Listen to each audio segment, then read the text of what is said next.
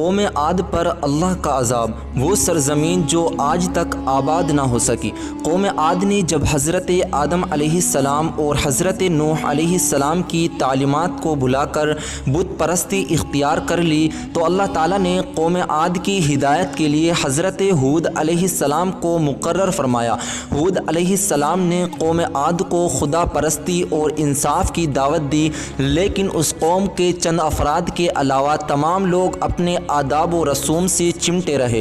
حضرت ہود علیہ السلام نے اپنی تبلیغ اور وعظ سے ہر ممکن کوشش کی اور ان بت پرستوں کو اللہ کے عذاب سے ڈرایا، لیکن شیطان کے بہکانے میں آ کر قوم عاد ہود علیہ السلام کو ستانے اور تنگ کرنے لگی۔ جب ان کے مظالم اور نافرمانیوں حد سے بڑھ گئی تو اللہ تعالیٰ نے ان پر ایک ہولناک عذاب بھیجا جو تمام چیزوں کو فنا کر دینے والا تھا۔ 7 راتیں اور 8 دن تک آگ کی طرح گرم ہوا کا عذاب آندھی طوفان اور گرد و غبار کی شکل میں ان پر برستا رہا۔ گرم ہواؤں کی اس طوفانوں نے عادیوں پر سنگ باری شروع کر دی، ان کے دماغ پھٹ گئے، ہوا نے انہیں اٹھا اٹھا کر پٹخا، سر الگ ہو گئے، دھڑ الگ جا پڑے۔ یہ ہوا سوار کو سواری سمیت اٹھا لیتی تھی اور اوپر لے جا کر اسے اوندھا منہ دے پٹکتی تھی، جس سے عاد کی قوم تباہ و برباد ہو گئی۔ حضرت ہود علیہ السلام اور آپ کے مومن ساتھی وہاں سے دوسرے شہر میں چلے گئے جو بعد میں حضرت موت کے نام سے مشہور ہوا۔ اس شہر میں آپ علیہ السلام نے عمدہ اور عادلانہ نظام زندگی کی بنیاد رکھی۔ قوم عاد پر جس جگہ اللہ تعالیٰ کا عذاب نازل ہوا تھا وہ جگہ سینکڑوں سال تک ویران پڑی رہی۔ پھر ایک قوم جس کے سردار کا نام سمود بن عامر تھا، خشک صحرا کی گرمی سے تنگ آ کر اس پہاڑ کی خطا میں آئے اور اس جگہ چشموں کے قریب اس نے رہائش اختیار کر لی۔ سمود کی قوم کی تعداد میں روز بروز اضافہ ہوتا رہا۔ یہ قوم بھی بت پرستی اور ظالم تھی۔ اس قوم کی طاقتور لوگوں نے زمینوں اور پانی پر قبضہ کر لیا تھا اور کمزوروں کو اپنا غلام بنا لیا تھا، جن سے سنگ تراشی، مکانوں کی تعمیرات اور بت سازی کا کام لیا جاتا تھا۔ قوم سمود نے کئی بت بنا رکھے تھے اور انہیں زمین، ہوا، پانی، آگ اور دوسری چیزوں کے خدا کا نام دے رکھا تھا۔ اللہ تعالیٰ نے سمودیوں کی ہدایت کے لیے حضرت صالح علیہ السلام کو پیغمبر بنا کر بھیجا۔ آپ علیہ السلام کا خاندان نیکی اور بھلائی میں مشہور تھا، لیکن جب آپ علیہ السلام نے نبوت کا اعلان کیا تو لوگ، یہ سرکش لوگ، آپ سے کنارہ کشی ہو گئے۔ شیطان بھی ان گمراہیوں کو مزید وسوسوں میں مبتلا کر رہا تھا، کہتا، بڑی عجیب بات ہے کہ یہ شخص کل تک ہمارے درمیان ایک چرواہے کی زندگی بسر کر رہا تھا، لیکن اب عجیب و غریب باتیں کرتا ہے اور کہتا ہے کہ اپنے خداؤں کو چھوڑ دو اور ایک خدا کی عبادت کرو جس سے کسی نے دیکھا بھی نہیں ہے۔ اگرچہ سمود نے قوم عاد کے بارے میں واقعات سن رکھے تھے، اسی لیے دل ہی دل میں ڈر بھی تھا۔ ایک دن اپنی قوم سے کہنے لگا، صالح لوگوں کو دھوکہ دے رہا ہے اور ہمارا سکون برباد کرنا چاہتا ہے، معلوم نہیں وہ کیوں ایسا کرنا چاہتا ہے، اسی لیے اس کا علاج سوچنا چاہیے۔ ایک دن سمود نے حضرت صالح علیہ السلام کو دعوت دی اور کہنے لگا کہ تم نے ہماری زندگی اجیرین کر دی ہے، تم ہمارے خداؤں کو بھی نہیں مانتے، یہ نئی باتیں تم کہاں سے لے آئے ہو اور اندیکھے خدا نے تمہیں کیسے اس کام پر مامور کر دیا ہے؟ صرف باتوں سے کام نہیں چلے گا۔ تم کہتے ہو کہ سب لوگوں کو خدا نے پیدا کیا ہے اور وہ سب سے طاقتور ہے، اگر تم سچے ہو تو کوئی ایسا معجزہ دکھاؤ جو کوئی دوسرا نہ کر سکے، لہٰذا اس کی کوئی نشانی دکھاؤ۔ صالح علیہ السلام نے کہا، اگر ایسا ہو جائے اور جو نشانی مانگتے ہو وہ ظاہر ہو جائے تو تم ایمان قبول کر لو گے۔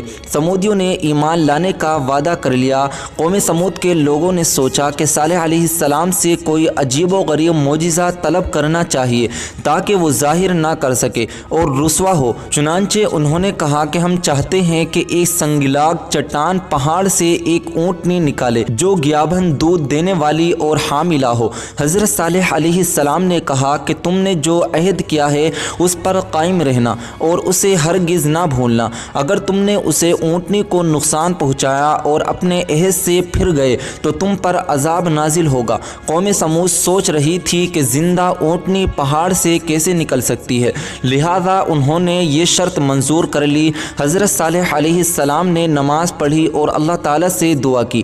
آپ علیہ السلام کی دعا منظور ہو ہو گئی اور ان کے دیکھتے دیکھتے ہی وہاں موجود ایک پہاڑ جس کا نام قاتبہ تھا، اس پہاڑ نے ہلنا شروع کر دیا اور چٹخ گیا۔ اس کے درمیان سے ایک اونٹنی نمودار ہوئی۔ اسے دیکھتے ہی سمودیوں کے ایک سردار جندہ بن عمرو اور اس کے ساتھیوں نے تو اسلام قبول کر لیا، باقی اور سردار بھی ایمان لانے کے لیے تیار تھے، مگر سمودیوں میں زواب بن عمرو اور حباب نے جو بتوں کے مجاور تھے انہیں ایمان لانے سے روک دیا۔ اس حاملہ اونٹنی نے اس وقت ایک بچہ ہوا اور ایک مدت تک یہ دونوں اس بستی میں رہے۔ حضرت صالح علیہ السلام نے کہا کہ ایک دن کا پانی یہ اونٹنی پیے گی، ایک دن تم استعمال کرو گے۔ جس دن اونٹنی اپنے حصے کا پانی پیتی اس دن اس قدر دودھ دیتی کہ یہ سب لوگ اپنے برتن بھر لیتے۔ یہ اونٹنی سمودیوں کی بستی حجر کے گرد چرتی پھرتی تھی، ایک راستے سے جاتی اور دوسرے راستے سے آتی۔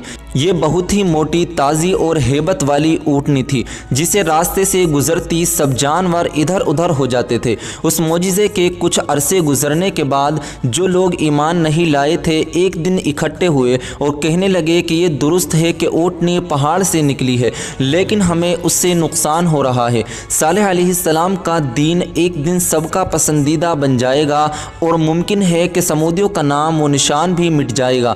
چنانچہ وہ طرح طرح کے منصوبے بنانے لگے کہ کسی طرح اس اونٹنی کا خاتمہ کر دے، لیکن ڈرتے تھے کہ اگر عذاب کا وعدہ سچا ہے تو پھر کیا ہوگا۔ اس شہر میں کچھ افراد ایسے تھے جن میں اصلاح کا مادہ ہی نہیں تھا، سراسر فسادی تھے۔ چنانچہ یہ لوگ قوم کے سردار تھے۔ ان کے کہنے سننے سے دو افراد جن کے نام مسدہ اور قدار تھے اونٹنی کو ہلاک کرنے کے لیے راضی ہو گئے، اور اونٹنی کے واپس آنے کے راستے میں یہ دونوں اپنی اپنی کمین گاہوں میں گھات لگا کر بیٹھ گئے۔ جب اونٹنی نکلی تو پہلے مسدہ نے اسے تیر مارا جو اس کی ران کی ہڈی میں پیوست ہو گیا۔ اس کے بعد قدار نے اس دونوں پچھلے پاؤں کاٹ دیے۔ اونٹنی چکرا کر گر گئی اور ایک آواز نکالی جس سے اس کا بچہ ہوشیار ہو گیا اور اس راستے کو چھوڑ کر بھاگتا ہوا پہاڑوں پر چلا گیا۔ قادر نے اونٹنی کا گلا کاٹ دیا اور وہ مر گئی۔ اونٹنی کا بچہ جو پہاڑ کی چوٹی پر چڑھ گیا تھا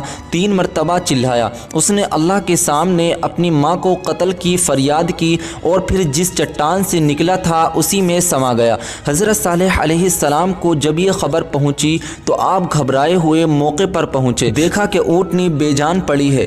آپ کی آنکھوں سے آنسو نکل آئے اور فرمایا بس اب 3 دن میں تم ہلاک کر دیے جاؤ گے۔ اور ہوا بھی یہی۔ بدھ کے دن ان لوگوں نے اونٹنی کو قتل کیا تھا اور جو کہ کوئی عذاب نہیں آیا اس لیے اترا گئے، اور ان مفسدوں نے ارادہ کر لیا کہ آج شام کو صالح کو بھی مار ڈالو۔ اگر واقعی ہم ہلاک ہونے والے ہی ہیں تو پھر یہ کیوں بچا رہے، اور اگر ہم پر عذاب نہیں آتا تو روز روز کے اس جھنجٹ سے جان چھوٹ جائے گی۔ ان لوگوں نے مل کر مشورہ کیا اور پھر قسمیں کھا کر اقرار کیا کہ رات کو صالح کے گھر پر چھاپا مارو اور اسے اس کے گھرانے کو تحتبیغ کر دو اور صاف انکار کر دو کہ ہمیں کیا خبر کہ کس نے مارا ہے۔ رات کو یہ اپنی بدنیتی سے حضرت صالح علیہ السلام کے گھر کی طرف چلے۔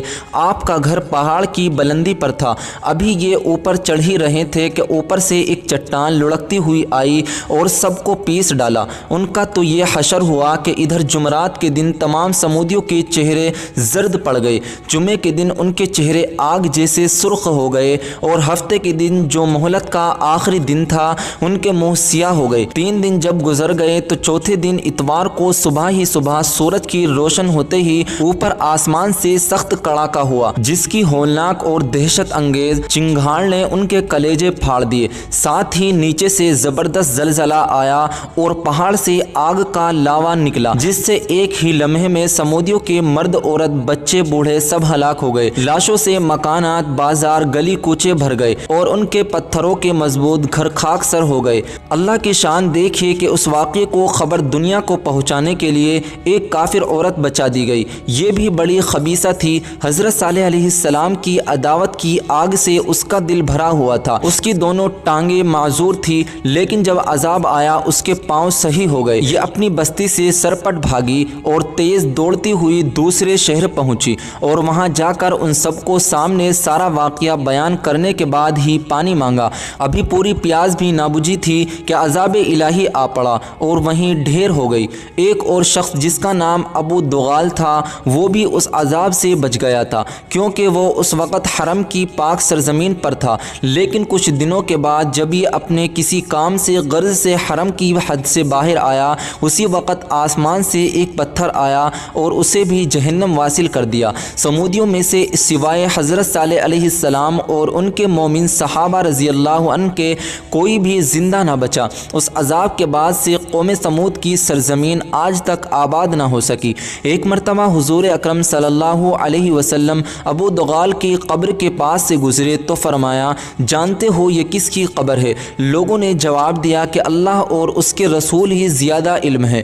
آپ صلی اللہ علیہ وسلم نے فرمایا، یہ ابو دغال کی قبر ہے۔ یہ ایک سمودی شخص تھا، اپنی قوم کی عذاب کے وقت یہ حرم میں تھا، اس وجہ سے عذاب الہی سے بچا رہا، لیکن جیسے ہی حرم شریف سے نکلا تو اسی وقت اپنی قوم کے عذاب سے بھی ہلاک ہوا، یہی دفن کیا گیا ہے۔ سن 9 ہجری میں تبوک کے جاتے ہوئے رسول اکرم صلی اللہ علیہ وسلم سمودیوں کی اس اجاڑ بستی سے گزرے۔ لوگوں نے سمودیوں کے گھروں کے پاس ڈیرے ڈالے اور انہی کے کنووں کے پانی سے آٹے گوندھے، ہانڈیاں چڑھائی، تو آپ صلی اللہ علیہ وسلم نے حکم دیا کہ سب ہانڈیاں الٹ دی جائے اور گندھے ہوئے آٹے اونٹنوں کو کھلا دیے جائے۔ پھر فرمایا، یہاں سے کوچ کرو اور اس کنویں کے پاس ٹھہرو جس سے حضرت صالح علیہ السلام کی اونٹنی پانی پیتی تھی، اور فرمایا آئندہ عذاب والی بستیوں میں پڑاؤ نہ کیا کرو، کہیں ایسا نہ ہو کہ اسی عذاب کے شکار تم بھی ہو جاؤ۔ اللہ تعالی ہم سب کو اپنی نافرمانیوں اور زمینی